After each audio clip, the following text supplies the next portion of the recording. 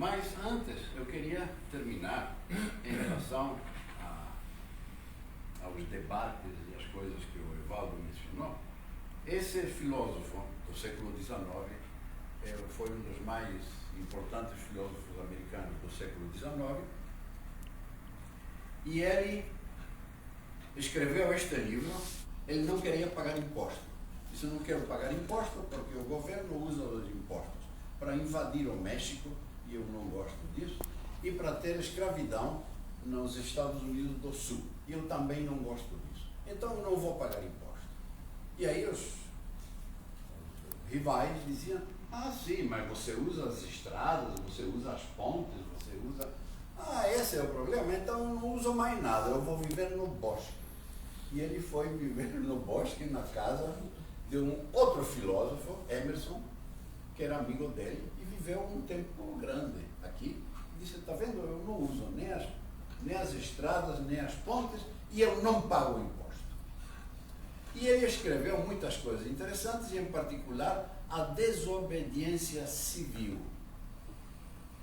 E Tolstói, da Rússia, Leon Tolstói, tomou conhecimento disto e pegou e mandou de presente para Mahatma Gandhi, na Índia. Tolstói mandou o livro de Thoreau para Mahatma Gandhi. E todos nós sabemos, e o Império Britânico sabe melhor do que nós, o que Mahatma Gandhi fez na Índia com a desobediência civil. Esse é Thoreau. E ele escreveu isto. Nenhuma maneira de pensar ou fazer, por mais antiga que ela seja, pode ser confiada se não prova. Sempre.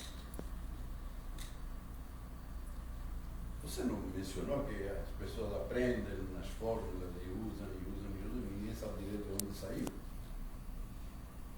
Então, o que todo mundo faz eco, ou em silêncio passa como se fosse verdade hoje, pode se tornar falso amanhã, mera fumaça opinativa, na qual alguns tinham pensado que era uma nuvem que iria espalhar chuvas fertilizantes em seus campos. Então, aquilo que eles pensaram como nuvens que iam fertilizar, muitas vezes se torna fumaça. Eu gosto. E, efetivamente, e o Evaldo tocou nesse ponto, propor que a entropia não seja necessariamente aditiva é controverso. Começam as polêmicas. Então, tem pessoas que foram a favor, ou que são a favor, e eu aqui omiti muitos dos presentes, colegas meus, como o Fernando, o Evaldo, etc. E tem pessoas que são desfavoráveis. Entre as favoráveis está Pierre Gilles de Eugène, que me disse, numa ocasião que conversamos longamente sobre isso, na Itália, ele me disse: uma entropia não aditiva me parece bastante natural para um sistema gravitacional. Eu saí vibrando, e a Gilles de Eugène diz isso, para ver que ele sabe o porquê. Outros foi o Eddie Coyne. Esse foi o presidente de Trieste durante muitos anos, Christian Beck, o professor titular da Queen Mary College, e que hoje pertence ao Conselho Executivo da European Physical Society, o Murray Gell-Mann, que eu já mencionei, o Roger Menard, que foi presidente da Sociedade Francesa de Física, Don Farm, um famoso economista, Leo Kadanoff, o Migdal Kadanoff. Ele disse: eu não vejo nada de controverso nisso que você está dizendo, eu acho bem natural. Hans Haubel, esses aqui, Vincenzo Aquilante, ele é Lincei. Ele é membro da Academia dei Lincei, na Itália, a qual pertencia Galileu, Enrico Fermi, etc. Lincei ou Lince, porque enxerga longe. Todos esses têm feito muitas coisas favoráveis a esta proposta, e tem aqueles que têm feito coisas desfavoráveis. Então, esse daqui é muito interessante. 1, 2, 3, 4, 5, que nunca publicaram nenhum texto científico que se possa rebater ou que ele rebata alguma coisa da teoria que eu apresentei para vocês. Nunca publicaram nada até aqui. Mas eles afirmam veementemente que está tudo errado. Então, a Sociedade Brasileira de Física convidou Roberto Luzzi, da Unicamp, a ter um debate público comigo na frente de 1.200 pessoas na reunião de Caxambu, e ele declinou, alegando que tinha que descansar, porque ele acabava de chegar de uma viagem na Espanha, em fevereiro, e o convite era para maio. E de fevereiro até maio não alcançava para descansar. Haja cansaço, né? Joel Lebowitz, ele aceitou um convite e tivemos um debate público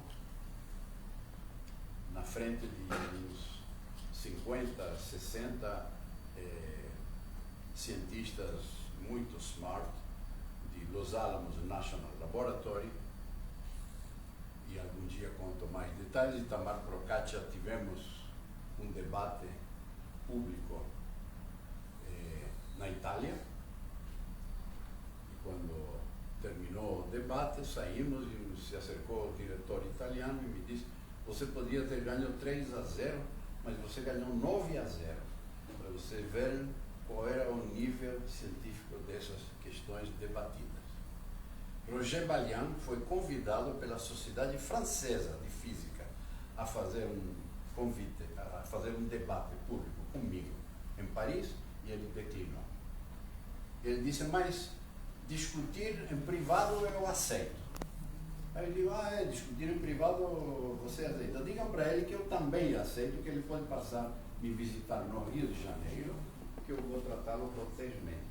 Porque na cabeça dele eu tinha que ir a Paris, no escritório dele, discutir privadamente. Eu não ia nunca fazer isso. Eu digo: não, mas ele pode vir ao Rio de Janeiro se ele quiser. Mas ele não aceitou. Enfim, até aqui nunca publicaram nada científico. Esses publicaram. E Jan Levin, de Porto Alegre, esteve presente em Indianápolis. Eu fui a Indianápolis para discutir com ele num auditório cheio de pessoas, mas ele não se apresentou no colóquio. Porto Alegre me convidou para também um colóquio no Instituto de Física, também cheio de pessoas, pessoas sentadas no chão, etc.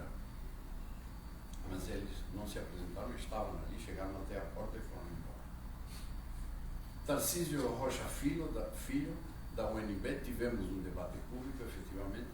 Joseph Capusta, num seminário em Arizona State University. Depois eu convidei a fazermos um debate público sobre as coisas que ele falou, e eles declinaram. É muito fácil você criticar, mas quando te dizem, então mostra qual é o seu argumento, e aí o cara se manda. Qual foi o último ano aí do debate? O último? Bom, é nessa sequência. Quando eles não aceitaram, aí digo: não vai ficar por isso mesmo não. E eu dei um seminário no Santa Fe Institute, muito mais prestigioso do que a Arizona State University, onde rebati todos os pontos do Capusta um por um, na ausência dele, porque ele não queria fazer um debate público. Ficou por isso, ficou um seminário contra outro seminário. Mas, como eu não fiquei satisfeito, porque por causa desse seminário dele, a FAPESP negou um projeto muito bonito do Ayrton Deppmann, da USP, eu escrevi um artigo, cujo cujo título é Entusiasmo e Escepticismo e Ceticismo, dois pilares da ciência. O caso da estatística não extensiva. E foi imediatamente, esse artigo foi escolhido artigo de capa da revista, e em menos de um ano ele tinha mais de 1.700 downloads. Então, no final, que saiu mal, saiu tiro pela culatra para o senhor Capusta, que não quis aceitar o debate, mas ficou milhares de pessoas sabendo desses resultados. O Ed Coyne ganhou a medalha Boltzmann e na sua conferência, esse é um caso que foi justamente muito elogioso, ele ganhou a medalha Boltzmann e na sua conferência para receber a medalha Boltzmann, ele projetou 4 slides. Um deles se chamava Boltzmann Struggle, o outro se chamava Einstein, o outro tinha o meu nome, e o quarto é Superestatística, na qual ele próprio trabalhou. E aqui diz que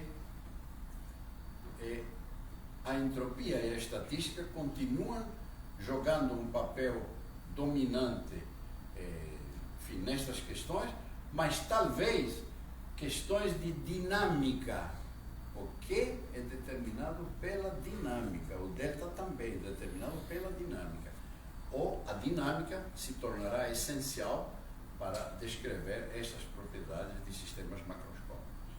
Boltzmann conclui a sua conferência dizendo questões certamente interessantes. Quase se tem pena de ter que morrer bem antes que esteja tudo esclarecido. E aí ele termina Ed Coyne: ó mortal e modesto, o teu destino é a alegria de observar a batalha que muda de lado, mas nunca ver quem ganhou a batalha. Porque a ciência é assim, né?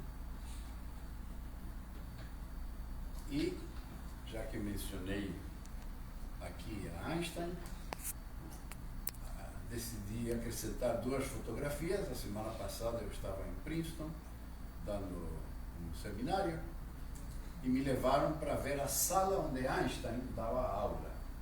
E é essa sala que está aqui, onde entram 200 pessoas, e que tem uma coisa notável para uma sala que é velha de um século.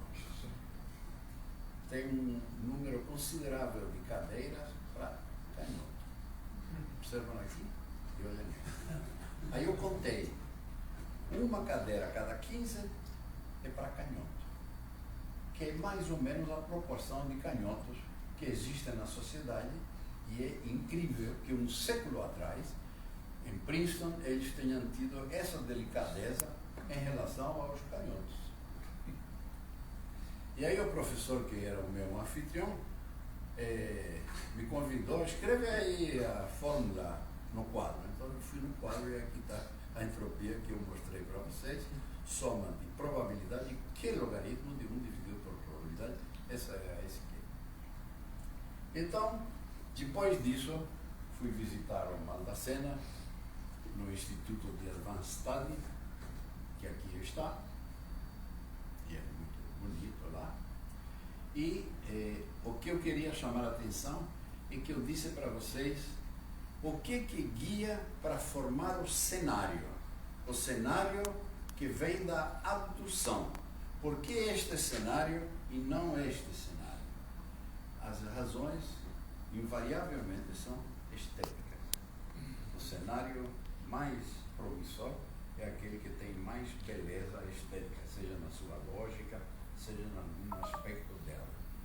E, efetivamente, o símbolo do Instituto de Estudos Avançados de Princeton, o símbolo é esse aqui, em que a verdade casada de mãos dadas com a beleza, que vem de Platão, porque na Academia de Atenas, fundada por Platão, 5 séculos antes de Cristo, na frente da academia tem 2 colunas enormes, e em cima de uma delas está Palas Atenea, que é a deusa da ciência, e na outra está Apolo, que é o deus das artes. que Atenas não se chama Academia de Ciência, como em quase todos os países. Se chama Academia. E tem ciências, tem as artes. Quer dizer, tem a verdade e tem a beleza. E com isso, vou parar aqui.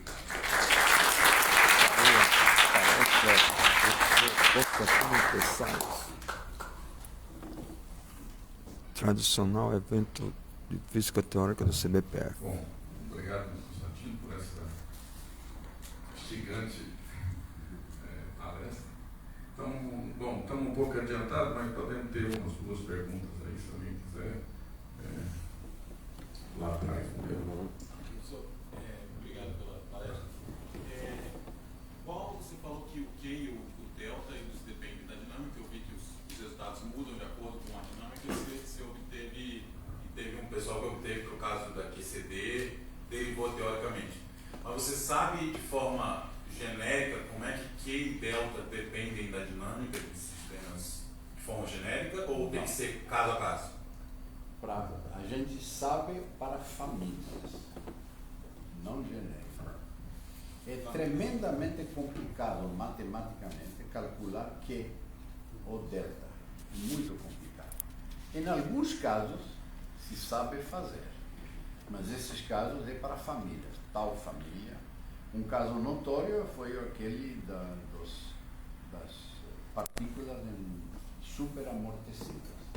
Ali eles calculam não somente o valor de Q, mas eles, a melhor, talvez, verificação completa da Q estatística, eles calculam tudo.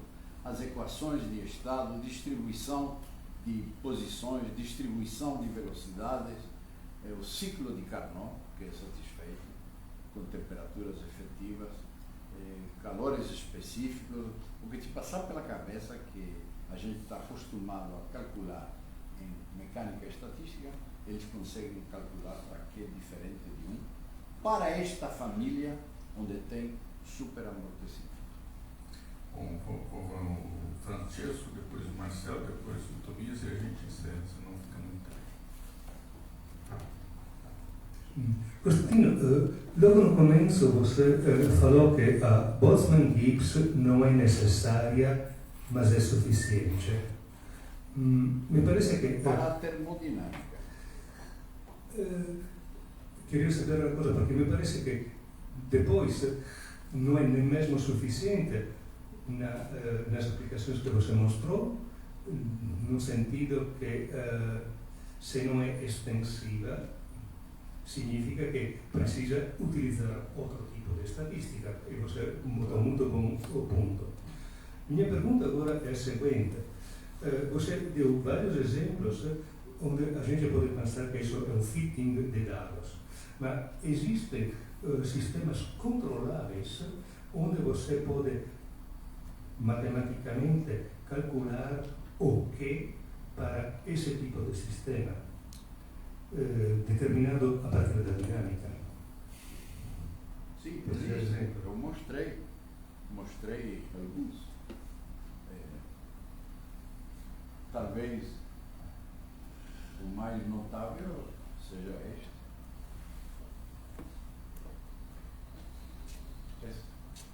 Isso foi calculado analiticamente de primeiros princípios da classe de universalidade caracterizada por uma carga central C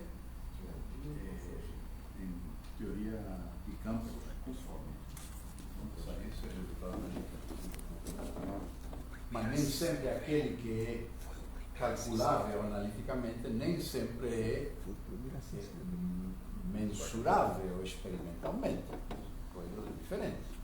Mas, no exemplo de altas energias, eu mostrei cálculos analíticos e que coincidem com resultados numéricos, sem nenhum parâmetro de fitting.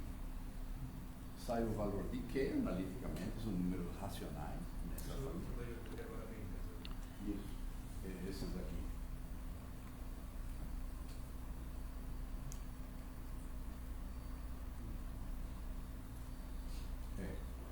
Nesses aqui. É um cálculo analítico e sai essa fórmula. Essa fórmula não é um fit. Essa fórmula é uma expressão analítica e quando você contrasta com os resultados experimentais, ela confirma. Marcelo. Eu li o belíssimo artigo do Nietzsche, que ele fala das reações químicas post-melamento, e eu fiquei com a dúvida que depois me esclareceu sobre que eles determinam, parece que os autores lhe mandaram. Sim. E eu continuo com a dúvida por que diferente case naquele contexto fenomenológico, o que é que muda naquele problema que dá Q distintos para curvas distintas. O que muda é a concentração de hidrogênio.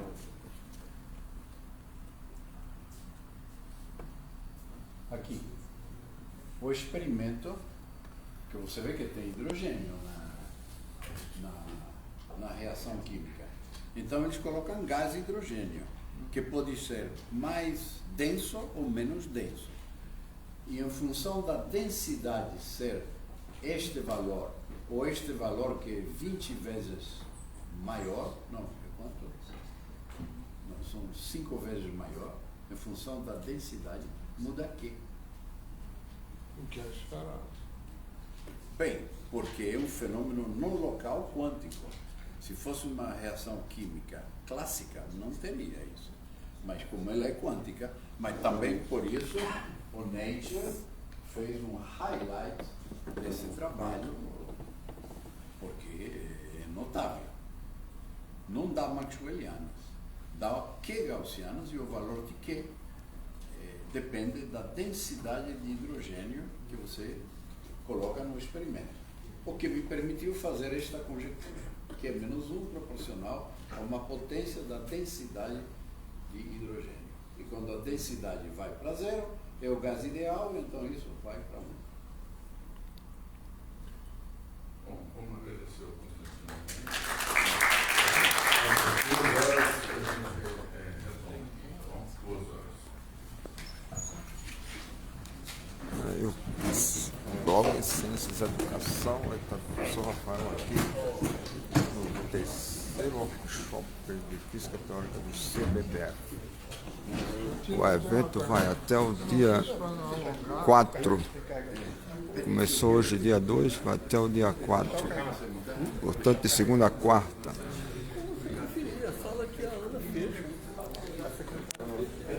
Aí, o debate continua aqui, ó. Professor Constantino, tem uma álgebra Wigner-Heisenberg que modifica a relação de comutação canônica.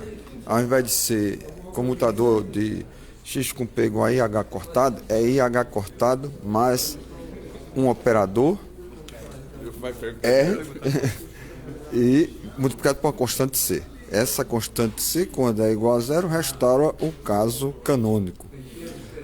E na minha passagem no CBPF em 2008, publicamos um trabalho para o átomo de hidrogênio, conseguimos o espectro de energia, as autofunções, usando essa álgebra.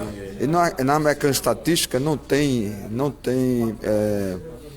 interesse em levar em conta, assim, não tem interesse em saber, porque a pergunta de Wigner foi o seguinte: partindo das equações de movimento, será que a gente chega na relação canônica da mecânica quântica, a relação de comutação canônica, x com p igual a IH cortado? Ele escolheu o oscilador harmônico e chegou a uma resposta negativa, ou seja, o comutador de x com p é IH cortado mais um operador vezes uma constante. Fez uma pergunta e ele também. Lógico, tá aí o debate continua, encerrando aqui. Quando você fala de não localidade, o que você tem Tá aí, o debate continua, encerrando aqui essa parte. Parabéns ao professor Constantino, com 80 anos, na ativa, em busca de novos resultados na mecânica estatística.